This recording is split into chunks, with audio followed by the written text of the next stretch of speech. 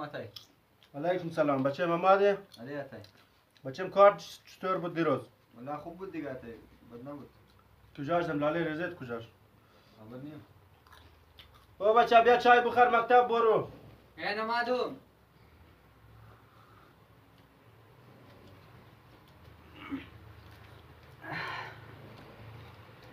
دیگر چای خور.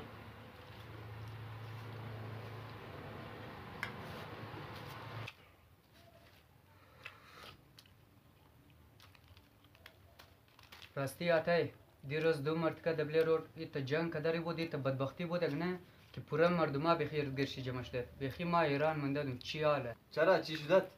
دیروز دو کاکایگان مو بوده که دمزی چرایی بلخی چوک امیت ده تیرش دو کم ده دیگه که خورده از بعد دیگه امیت جنگ بال برده که بخی نپرسو بخی زیاد دیگه مردما جمع شده رسوایی بوده بخی دیل آدم درک که چری داستانی جنگ مونه اخلاق زنا گذاشته شده او بچه تور چیز کار ده مردم تور چیز کار ده جامعه ما تور ده مکتب راینم یا تور کس اول گرفتار اینم که تو بر جنگ منگ ده تو خانه ده کار از خود کار بگر اگو ضرر ده خود تو میرسه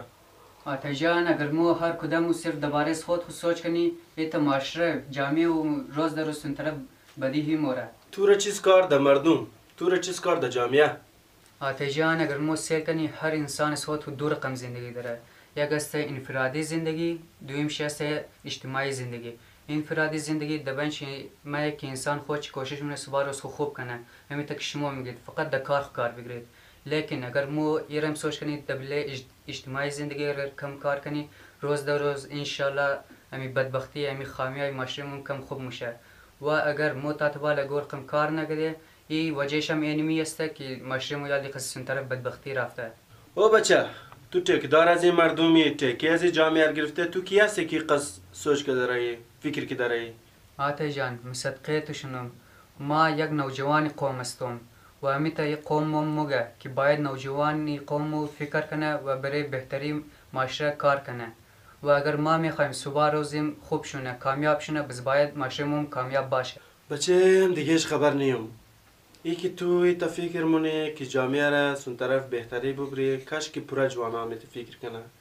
دیگهش دقم شنیم بچه ما تو خانو ده برو هر کار که مونی بلده سرفخری آتی خو بلده سرفخری خانواده خو و همو تر بلده سرفخری جامعه کار کو اگر شما جوانا کار نکنین کی کنه کاری خوب شدیم روز تو مرا گفتی که یک مو تنها یک انفرادی زندگی نداره که بله زندگی خود کوشش کنی مو اجتماعی زندگی هم داره که بله جامعه خو بله معاشره هم کار کنی بچه ما امروز فخر منم که از تو وری بچه دارم و امید منم تمام معاشره همیتر بچه جوان و بچه با تربیت بدیم تشکر آتا جان و ما هم همیشه خیالی نامی خانه والی و نامی قوم خم خیال چمیلو و کوشش منم که روز در روز امی قوم خورستن طرف خوبی ببرم و گزارش منم از دیگه برادرای خم که قد از ما یک جای شده یک دست شده امی پورا معاشره را یک جای ببره خب آتا جان ما برم دیگه سن اسکول خود دیگه با اجازه بخیر ور بچه